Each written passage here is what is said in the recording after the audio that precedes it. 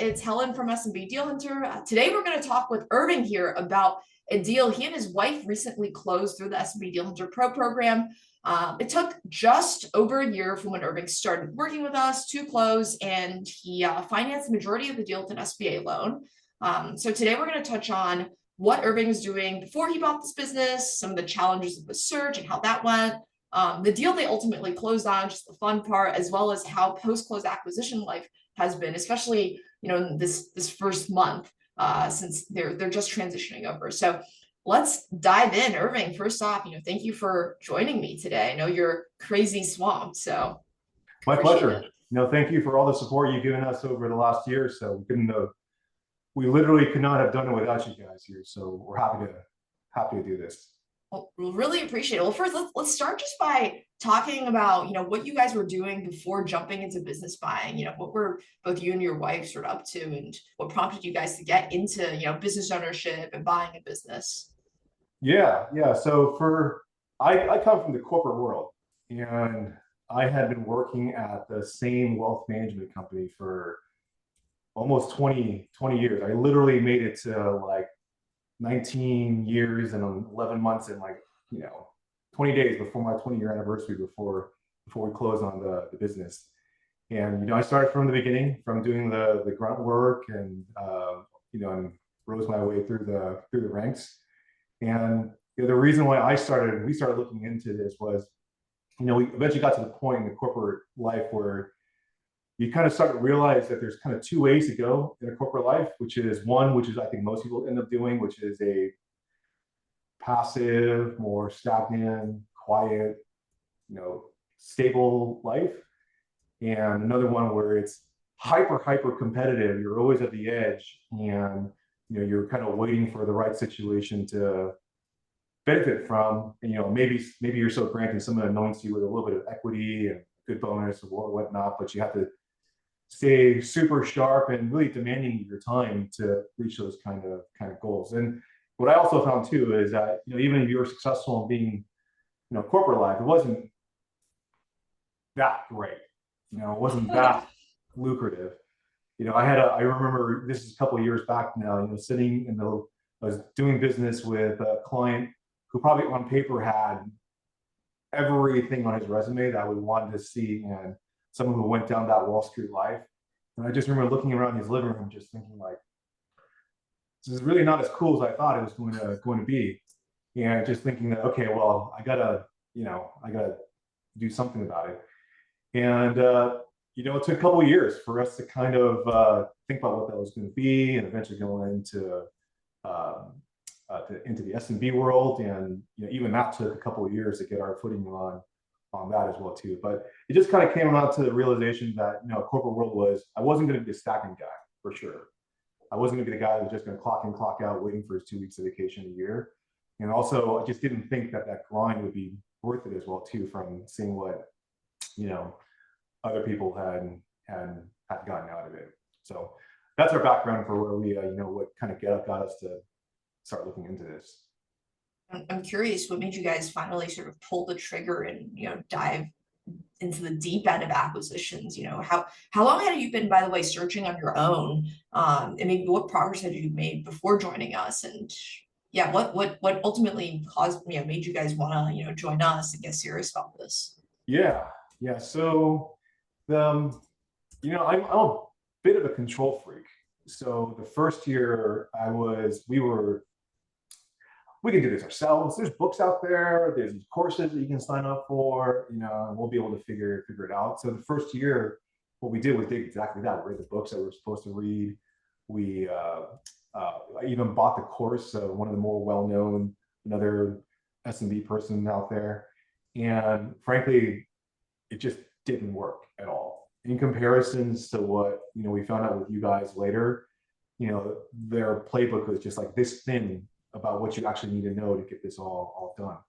So we had been doing it for about a year or so on our side, right? I would say pretty passively as well too. You go to the broker sites, you kind of look into it, you fill out the form, and you kind of see how it goes. And you're a lot of times you're not even getting a response back because you don't have the right SMB resume to even qualify for a response.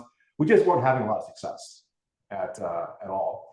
And kind of coincide with a time where our second kid, our son, was just born. It was about he was a couple months old at that point, and was really, okay, we better do this now, or we may not do it.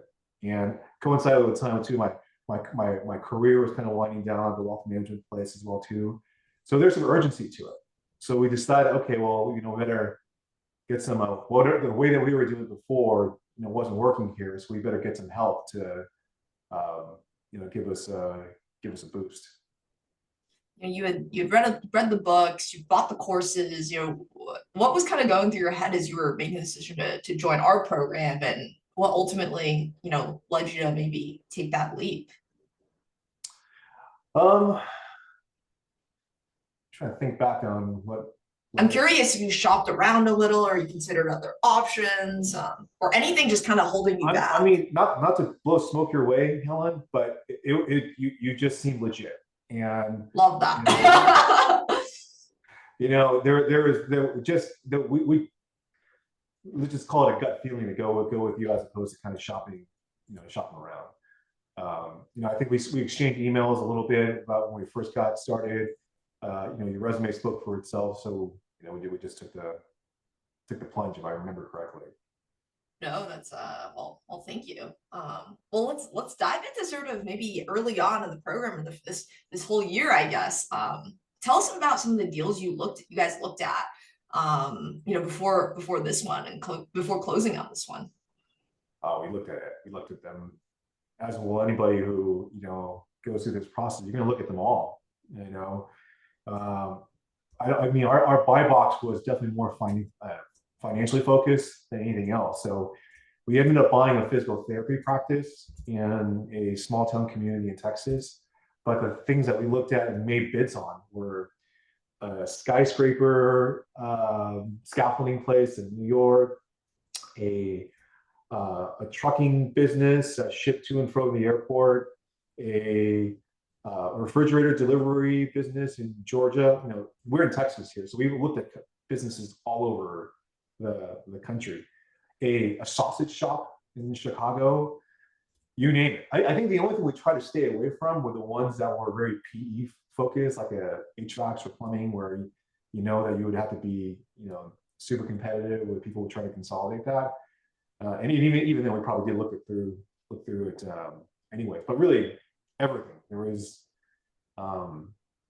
you name it, anything that had to fit our financial buy box. We were, in the country within a 2-hour driving distance from a major airport, which was, one of the factors we had filtered by. We looked at.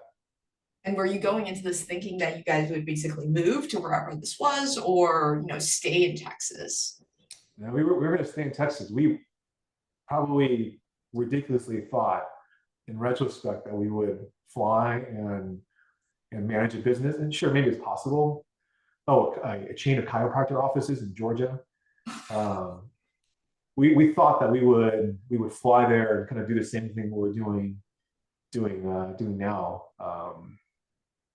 So we did think that we were going to fly and manage it, on the road.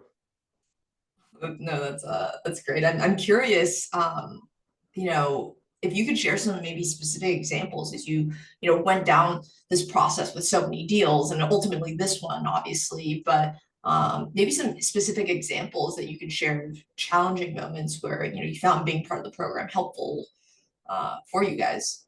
Oh, okay. I mean, that's so the thing about doing this is that you could be awesome at it. You could have all the skills in the world, and you still may not close a deal, because it really is. I can't remember who said it. It really is looking into the abyss and eating glass at the same time. You could do the right thing over and over again, but there's no promise that a deal is going to show up, and no promise that the seller is going to choose you to sell the business to. Depending on what location you're into, a deal that fits your buy box may come up once once a month or something like that, and you may or may not even have a shot at it at all, depending on reasons are out of your control. So, I think one of the core things was, one of the advisors, Bill, occasionally had to be our therapist. We were on a deadline here, before, my career is winding down here, and, we're doing everything we can. And sometimes we just need a little pep talk to kind of make sure that we're all still on the right track, make sure our process is still sound. That was, I found, super helpful. And the fact that you guys are amazingly responsive. We never had, I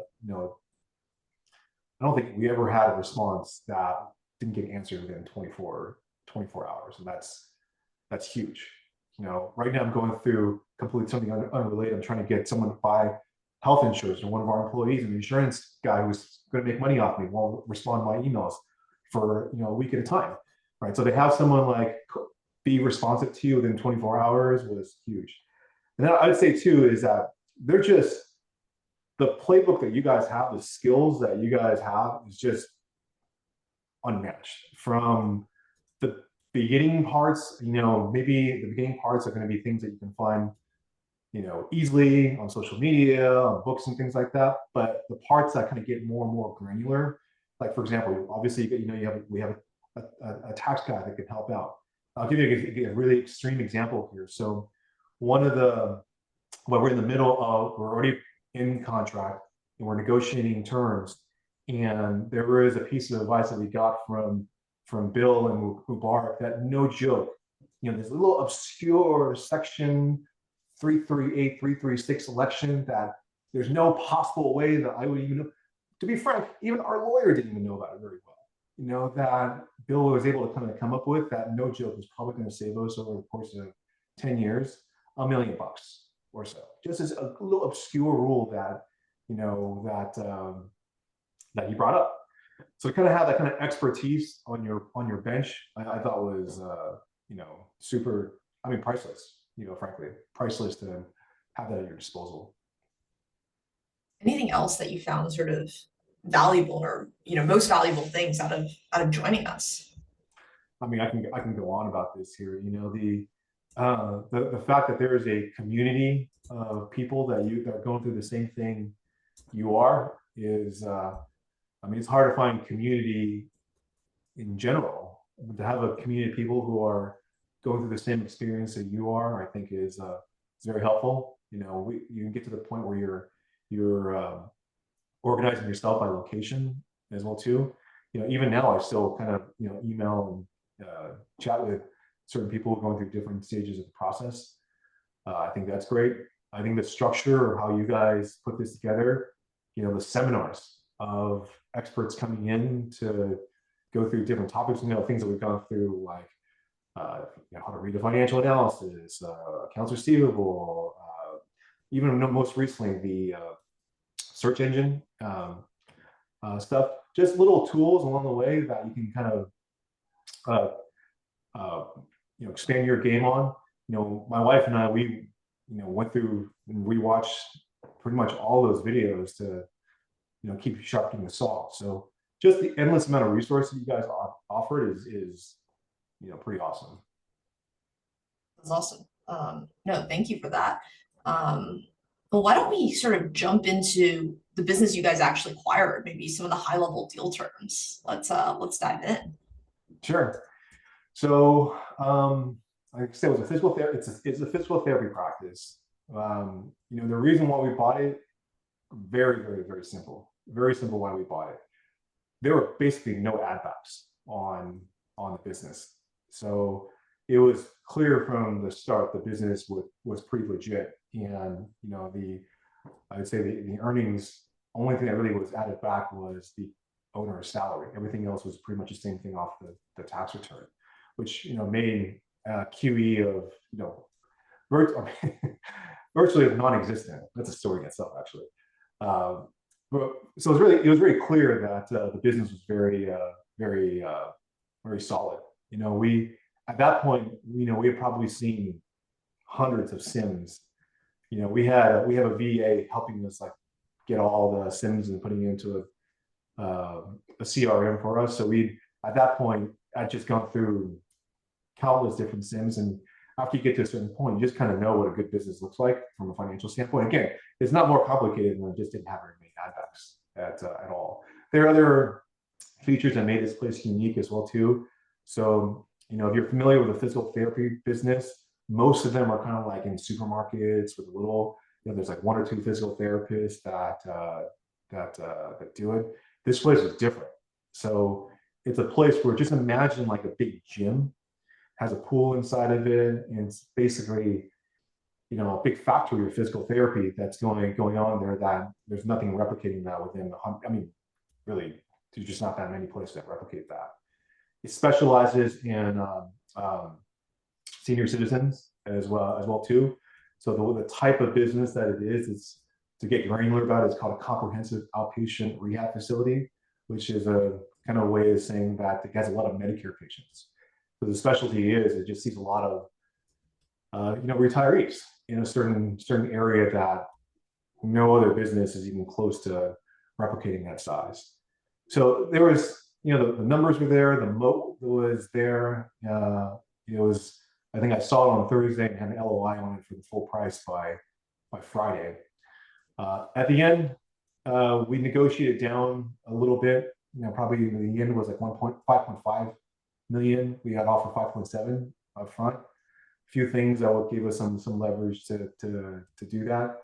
And then I think the standard 80, start out the standard 80-10-10, 80% seller SBA financing, 10% down, 10% seller financing. I think by the time everything was said and done, it would turn out being like 85-7-8 or something like that. But it was very obvious. And what kind of transition did you negotiate with the seller, and maybe tell us about maybe the team that was in place? Well, the LOI was for 90 days to make the transition, and let's just say the seller really hasn't fulfilled that end of the bargain. Without kind of belaboring the story too much here, the seller hasn't been very helpful in the transition. I think what has happened, which I hear, and you can verify this better than I can, is sometimes when sellers who are used to being business owners, who've never worked for a boss ever before and done things a certain way, and they lose all control of that, have a tough time with that transition. And that seems to be the case of where we're going right now, where the long story short is that we've had to learn everything on our own from the business, of the business by ourselves here, between some supporting employees, and half by supporting employees and half by ChatGPT. Right. So I don't, not a great, I don't know how far the rabbit hole you want to go down that, but it hasn't been the easiest transition. I'm curious because, I think we'd like to be super transparent in these conversations about how, not everything's going to be rosy when you take over business, right? And, things like this can come up. So I'm curious, how have you guys been able to manage it? Do you still feel good overall about the acquisition, about the business, given sort of the difficulty with seller, with the transition and that relationship? Oh, no question about it. The business itself is still great. It's still tracking exactly what the finances were. So the revenues for the last 3 months or so are pretty much the same overall. And it is a really, really good business, and frankly, I think this business could be unleashed. In this case here, the bottleneck of the business is this dude, is this guy. The business could do so much more, but everything stops at this guy. Where, I'll give you an example.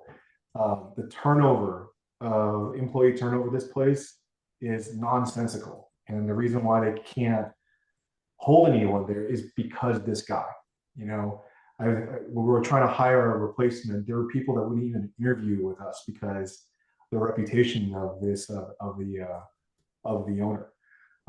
Everything is specified, and there's nothing that's machined out. So the process is going through the owner. So as we kind of take our corporate experience of building on processes and operations There's just easy things that we can just put in place to gradually.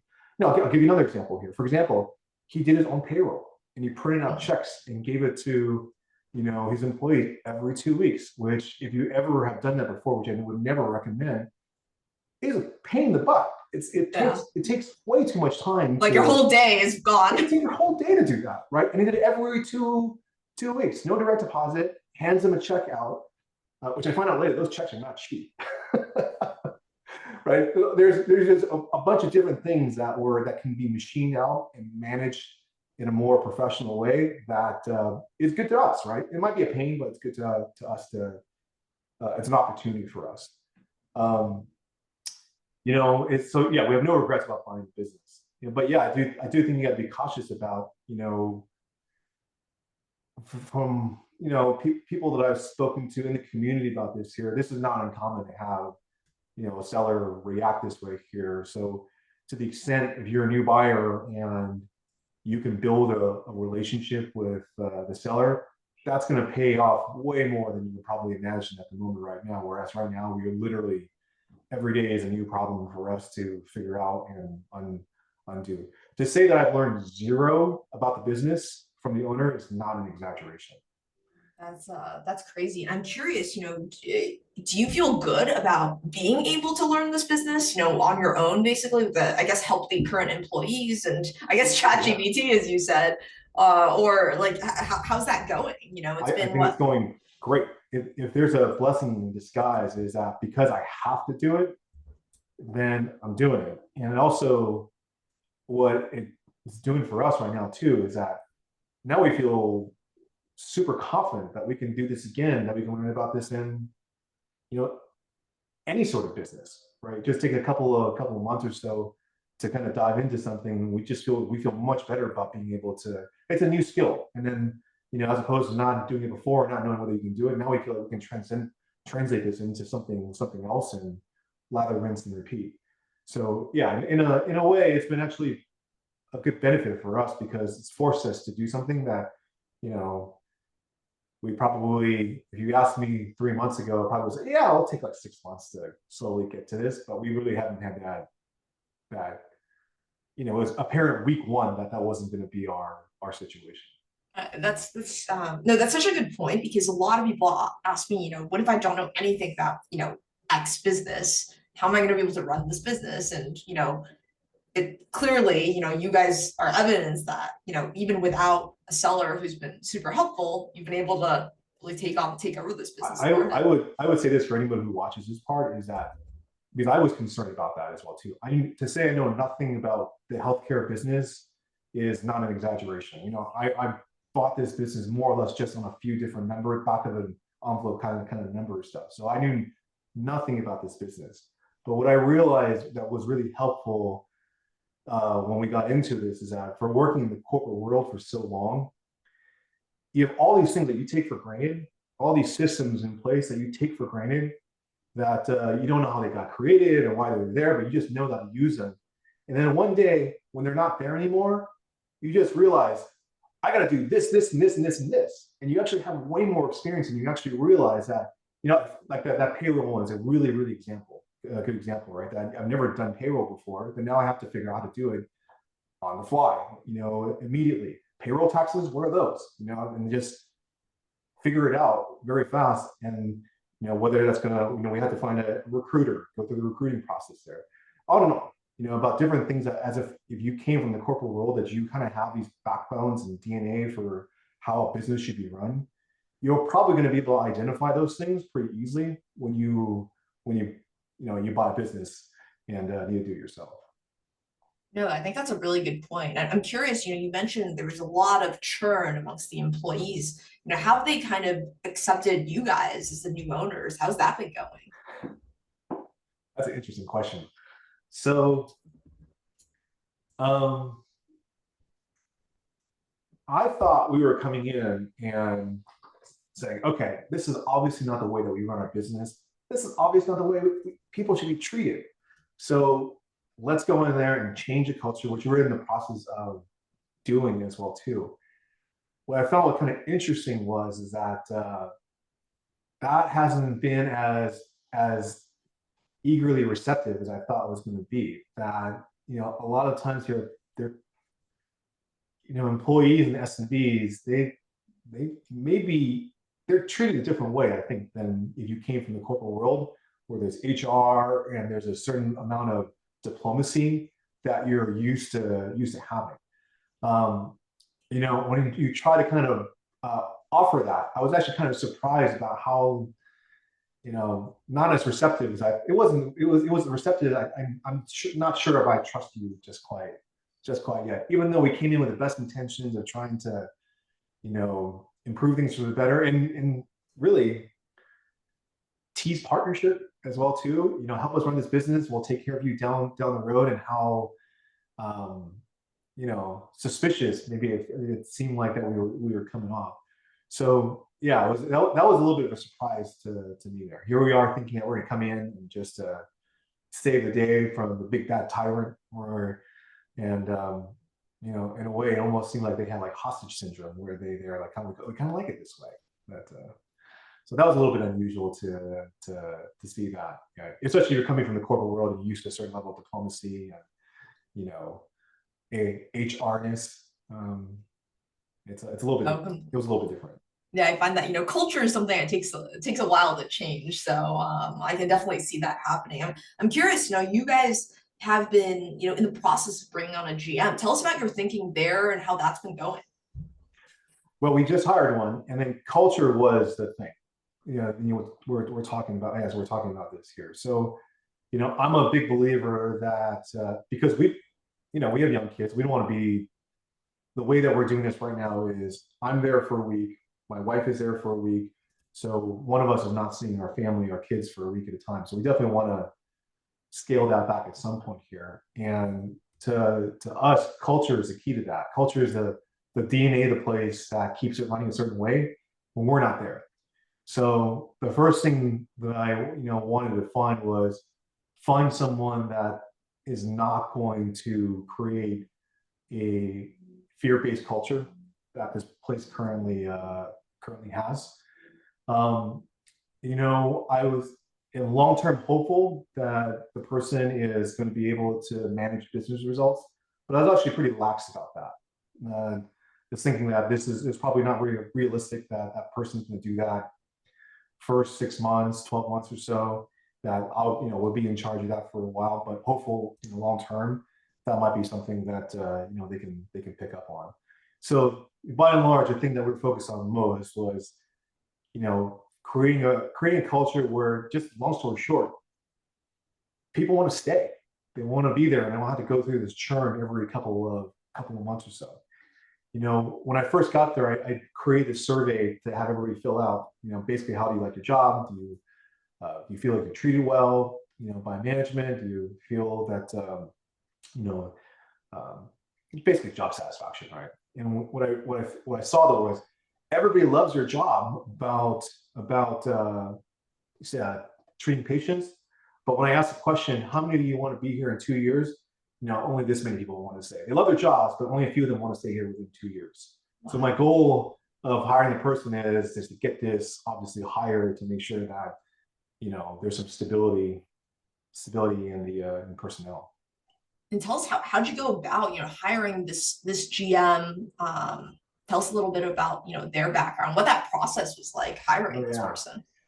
So after working with you guys, I was convinced that doing things by yourself is dumb, and that if you take things too much responsibility, you know, the way I kind of equate it now is, you know, you can learn how to play golf by yourself and do your best to hack at it, or you can get a teacher that's going to help you, you know, watch your swing. And or a different way you can put that would be is like, you know, there for a special few of us, maybe you're able to take your SATs by yourself and just open a book and study it and get a good score. For a lot of us, we probably needed to go to get a tutor or go to a class to get ready for it. So after going through this and just realizing that I don't think we could have closed the deal without you guys. You know, I became pretty convinced that we got to go for help as well too when it came to recruiting. So when first week we knew we had a problem, we found a recruiter right away. right away. Just coincidentally, it's someone that we know. They had done some high level recruiting. They recruited for Goldman, Amazon execs. So we didn't shortchange it. We went to go look at someone who had a pretty thorough scientific process to finding the right candidates, and paid them and set them loose to go do the work for us here. Which we became in a pinch as well too, because one of the things about this guy that we bought the business from, he still to this day hasn't told us yet. Just one day we hear from one of the employees like, hey, guess what? He's leaving November 1st. You have to find a new therapist in here by November 1st, or you have no business. Wow. So yeah, that's how crazy the situation's been. So we had to, this recruiter, we have 2-3 weeks to go and find someone to replace him, or literally the business comes to a halt altogether.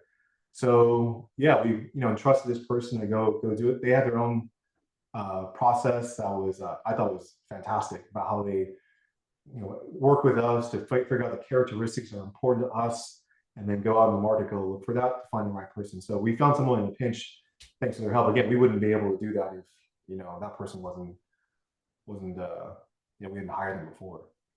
And when are they starting, or have they already started? November 3rd is their first day. They're coming to train next Monday. And this is the person that would basically be the license holder for the business. Yeah, license holder. And it's not for us. It's even harder too, because it's not like we live in Dallas, or if you're trying to find a PT in New York City, probably not a problem, But the town that we have our business in is in the middle of Texas, and this sample size is not huge there. So, to find someone, I could go through the recruiter's process here. It's not exactly this person is looking for a job and then they respond to their want ad or something like that. They had to go reach out to this person, convince them to talk to us there, quit what they're currently doing right now. This person had a main job and a couple of in healthcare were PRN, which is a bunch of part-time jobs that he has for different hospitals and clinics.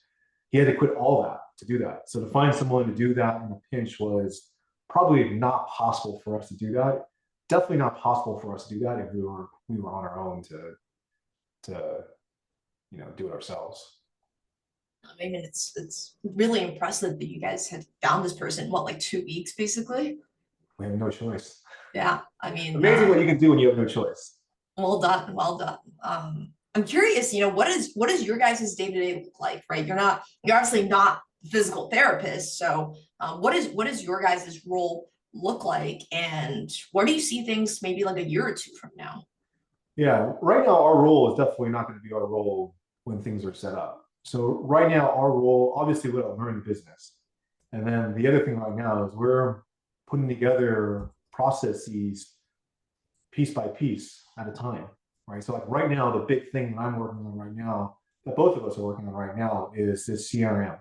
So, imagine that before everything's in manila folders here, all the billing's done a certain different way here, and we got to get everything on this new system here, train the whole staff on the new system, and go through the resistance of that as well to become the experts in that, because no one else is going to be the experts in that. We're doing that. I'm sure eventually, once that's that's done, we got to keep on going with hiring as well too. Today with a PT, we're going to need another PT. We're going to need another occupational therapist. So hiring as well too. Eventually, once we get to reporting, eventually I'm going to do management type of stuff as well too, to manage business results. I think that's ever going to be ongoing training as well too.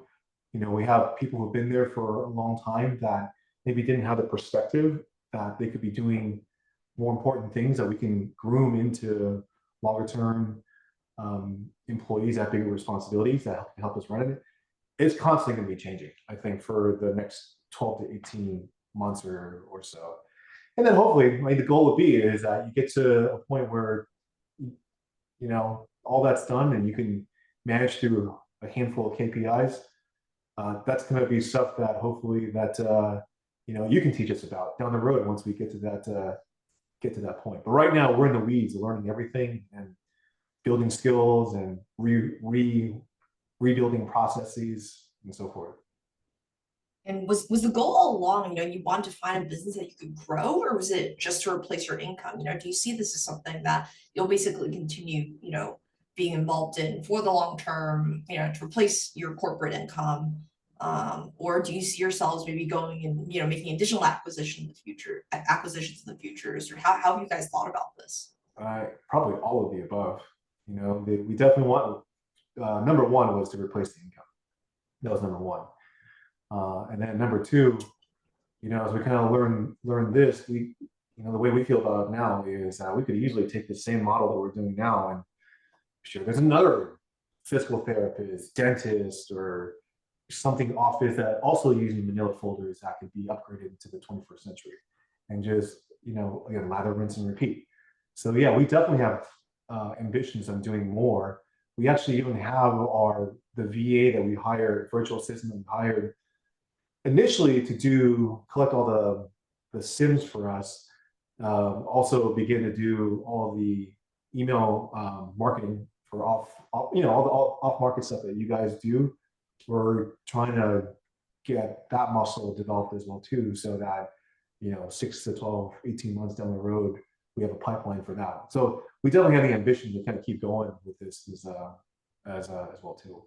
Yeah, and I think one thing that, a lot of people don't realize is once you've kind of made that first acquisition, it just becomes so much easier, especially if you're trying to expand in the same industry. It's so much easier to be like, hey, I already own a physical therapy office, I'm interested in buying one, than like, I have no background in this whatsoever, let me buy your business.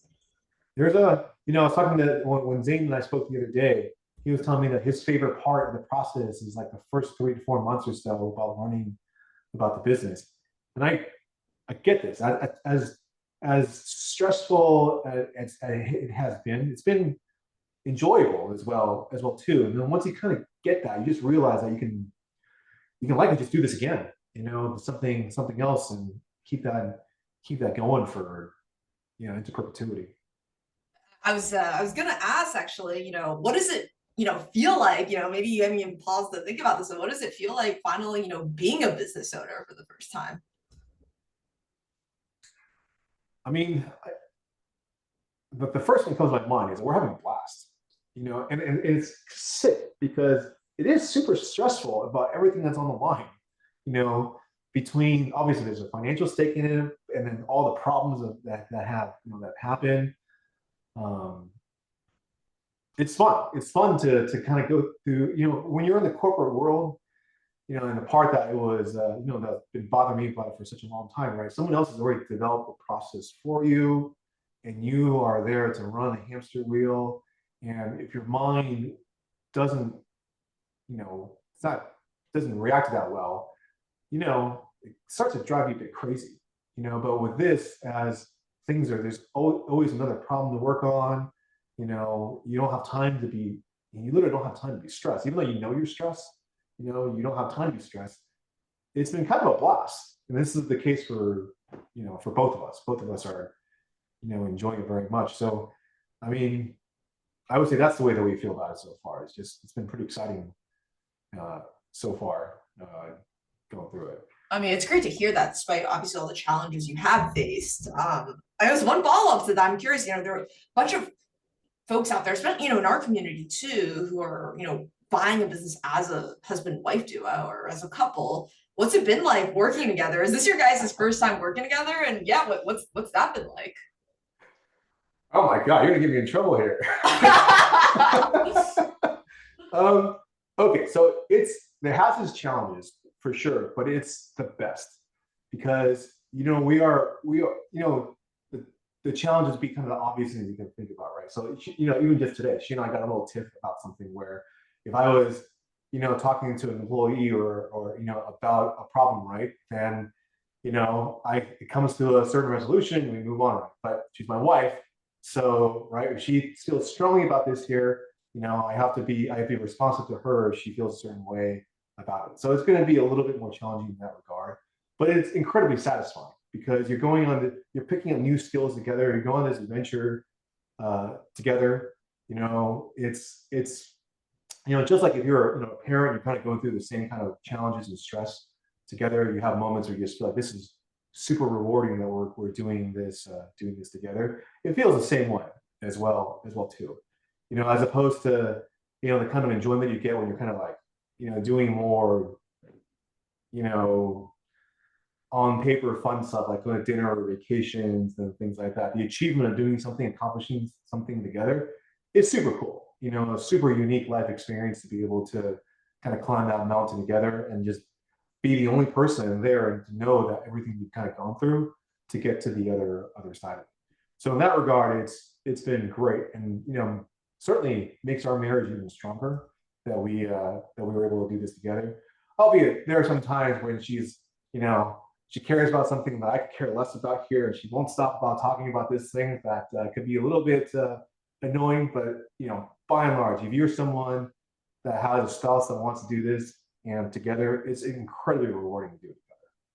Wow, it's great to hear. And I know we're way over on time, Irving. So final question from me, any sort of final words of wisdom to someone watching this right now, maybe coming from the corporate world where you were maybe a year or two ago and kind of unsure about, buying a business or joining our program or working together, what do you have to say to them?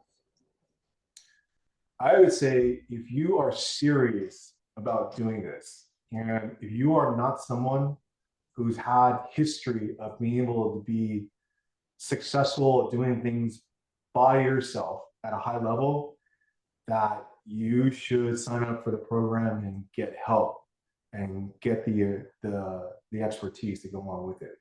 Because I think I was saying this earlier, you could do everything right. You could do everything right, and you still may not close a deal. If you don't have the tools to be able to do it, I mean, to be frank, I don't even think that you have a chance to close a deal here. So if you are someone who, you're on the fence about this here, you tried for a little bit here, you haven't got the results that you're looking for, I would say it's pay for the expertise, do it, because a lot of this is really last man standing kind of stuff where you just kind of have to be persistent about this on and on and on and on and on, and just not give up. There's many times, Helen, you can probably vouch for this if you saw any of our threads where I was ripping my hair off and just wondering whether or not this is going to work or not. And if you don't have the skills, you don't have the processes in place to even give it a go, I don't think you have a shot. So yeah, if you're on the fence there and you're serious about this, I would highly recommend that you sign up and get the help. Well, Irving, I really, really appreciate those kind words and your insight today. And it's been great sort of catching up and hearing how things have been going. And I'm super excited for both of you and, seeing how things evolve in the next, 6, 12, 18 months. By the way, I'd love to have you on one of the upcoming post-acquisition panels. We're trying to do every quarter with folks in the community as well. Yeah, happy to do it. And thank you guys. Again, I mean it. There's no chance we could have closed this deal without you guys here. So thank you guys. Really, really appreciate it. Well, let's stay in touch. Sounds good.